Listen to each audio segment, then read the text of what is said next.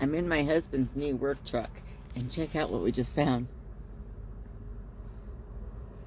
I don't know how I did it. There it goes.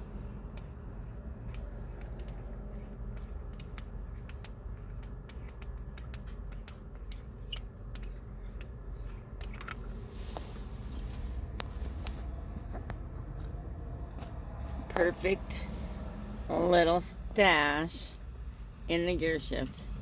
Isn't that cute?